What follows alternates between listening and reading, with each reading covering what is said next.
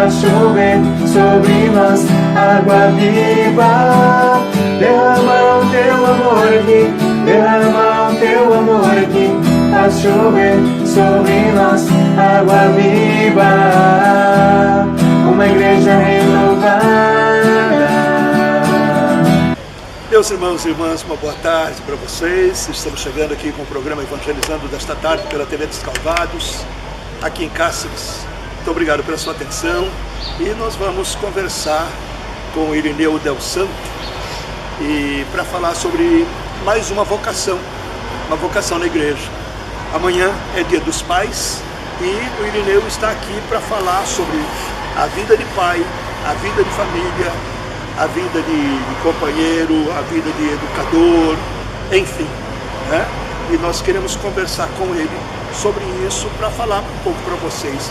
É uma proposta, uma ideia, é uma maneira da gente olhar o mundo e a gente entender tudo mais o que acontece conosco. Irineu, uma boa tarde para você. Obrigado aí pela sua atenção, pelo seu carinho. Somos amigos também de longa data, tem uns 500 anos. Mais ou menos. Por aí.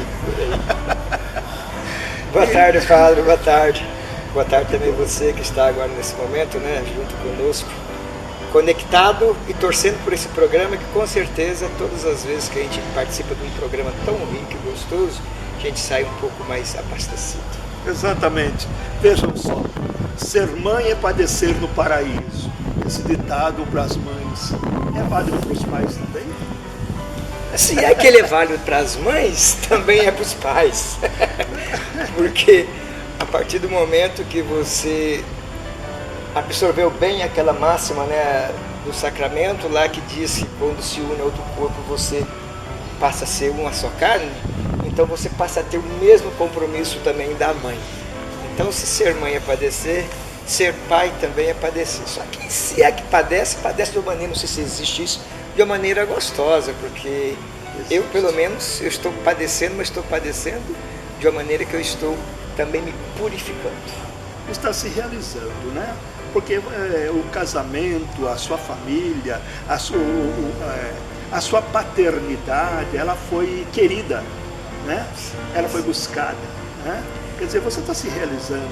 É por isso que eu falo, né? Quando as pessoas casam, mas antes do casamento, quando existe um planejamento seu de vida pessoal, você querendo mudar mesmo de vida e fala assim, eu quero entender sobre o casamento, eu quero me preparar, e você entra nele, por mais que você sofra, que não adianta dizer que não vai sofrer, que você vai sofrer, que você vai ter problema e etc., mas você faz isso com satisfação, porque você já previa isso no passado, e você fala, agora eu estou passando por isso.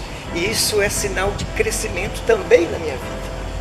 Porque eu sempre penso da seguinte maneira, as pessoas falam assim, casamento, tem mil ideias sobre o casamento, mas o que é um casamento? O casamento é a realidade, é o dia a dia. Sim, né? A realidade é o dia a dia. É a preocupação, é você ver seus filhos crescerem, é você propiciar coisas para eles, é você conviver com eles, é você acompanhar o seu crescimento, é você chamar atenção dizendo, olha, não pode isso, pode assim, não pode assim. Tudo isso faz parte, né, desse aprendizado comum. Porque você aprende a ser pai, aprende a ser filho, e a esposa aprende a ser mãe, ser esposa e tudo. A vantagem é essa, talvez o grande mistério do casamento é isso, que você não dá para prever o que vai acontecer amanhã, o que vai acontecer com você, eu pai, como será eu pai daqui a um ano. O bom é isso aí, que o casamento é uma construção diária. A cada dia você aprende, você incorpora melhor qual o seu ofício de ser, primeiro, né, um marido, falando dos pais, né, primeiro o marido e depois enquanto pai. O que eu preciso aprender para que eu seja realmente exemplo para o meu filho amanhã? Então é importante a gente falar isso. Eu costumo fazer essa relação com a relação do educador, de um professor. O fato de você sair de uma faculdade hoje, formado, não quer dizer que você será um bom professor amanhã. Você precisa se preparar, se reciclar, se antenar com os acontecimentos, com as evoluções, né? Então, ser pai amanhã é eu me preparar hoje, estar preocupado hoje o que eu posso fazer para ser o melhor amanhã.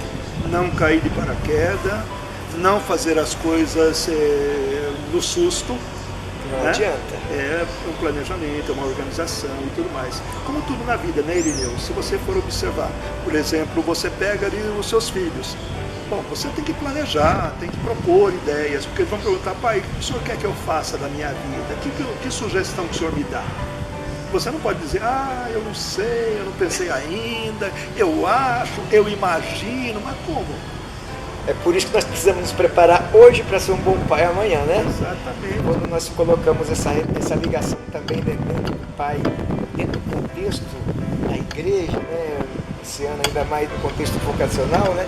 É por isso que a gente precisa se preparar antes, para que você seja não só exemplo, mas que seja um bom exemplo. O exemplo que amanhã seu filho vai falar assim: eu espelho, claro, primeiro é isso, mas eu espelho do meu pai, é por isso que eu estou sendo isso hoje na sociedade. Isso dá firmeza para eles, dá tranquilidade, e aí a importância também de você, como pai, se atualizar, estar atento, porque não pode só se dizer: olha, não pode.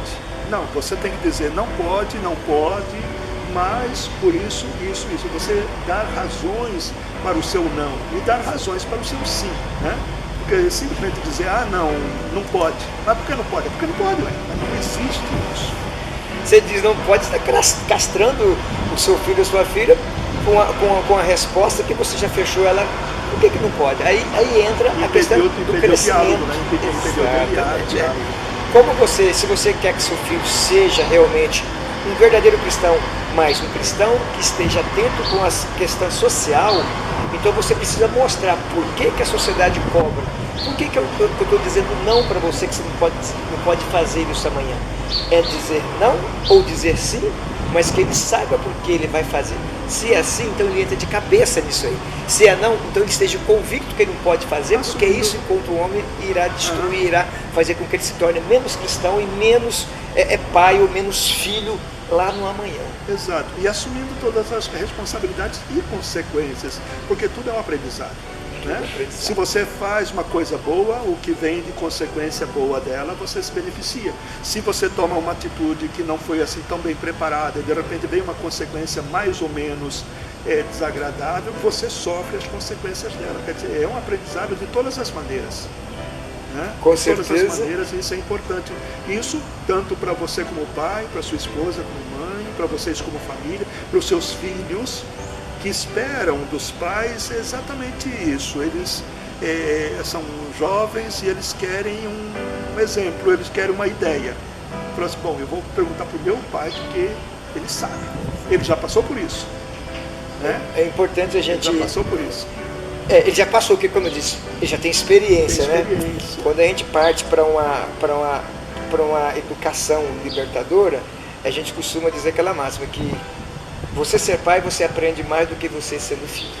Porque você primeiro tem que buscar, não só enquanto conhecimento seu, seja pedagógico, seja ou educacional mesmo, mas você precisa aprender primeiro para poder ser exemplo, para poder dizer sim ou não, né? Então você sempre consegue aprender mais educando do que aprender mais sendo educado.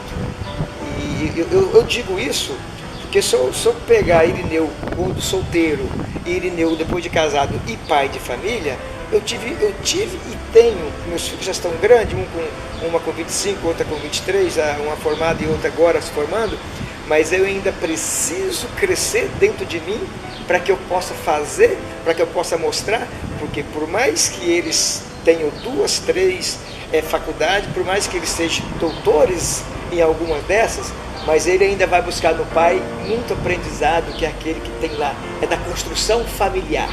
E essa construção familiar você nem sempre aprende em sala de aula, é do dia a dia, é dos seus exemplos, é a sua espiritualidade, como você vive ela aqui com seus irmãos, com a sua família, com a sua comunidade. Isso cresce, isso é exemplo também para os filhos.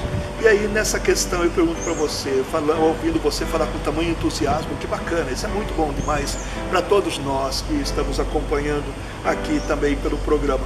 Esse ser pai, qual é a beleza disso tudo? Que grandezas, que propostas, qual é a plenitude da sua realização, qual o tamanho dela? Dá para dimensionar? Talvez não dá para dimensionar. Você praticamente uma parte daquilo que eu poderia ter como dúvida, você já respondeu. Ela não dá para dimensionar. Porque se eu dizer como eu era enquanto Irineu solteiro, como eu sou como Irineu casado e pai, mudou demais. Então ser pai, para mim, ele é uma questão de crescimento. Ele é uma questão de satisfação. Por quê? Porque eu aprendi a ser melhor cristão quando eu passei a ser pai. Então eu tinha compromisso. Você falou na apresentação que nós nos conhecemos há 500 anos. E é por aí. E esse local que o diga, né? Quanto nós passamos aqui. Então, mas eu me sentia um cristão engajado quando solteiro. Hoje eu sinto um cristão engajado e realizado enquanto casado e enquanto pai. Porque eu me sinto muito mais cristão, eu me sinto um realizador enquanto nessa passagem, quando eu assumi esse compromisso de ser pai. Então hoje eu vejo os meus filhos engajados também na vida religiosa. São cristãos que estão trabalhando, que deixam às vezes o seu dia a dia, né, para fazer algo de ação concreta. Então quando eu vejo eles fazendo isso, eu digo, isso aí puxou do pai ou da mãe. E graças a Deus, a minha esposa é uma católica também, que está no dia a dia trabalhando nas comunidades, né, colocando em ação. Então nós percebemos que tudo isso que a gente vê nos filhos é um pouco do reflexo do ser pai e do ser mãe da minha esposa. Então isso é importante observar. É diferente você falar e você viver. O testemunho, a atitude. Falar é bacana, falar é bom.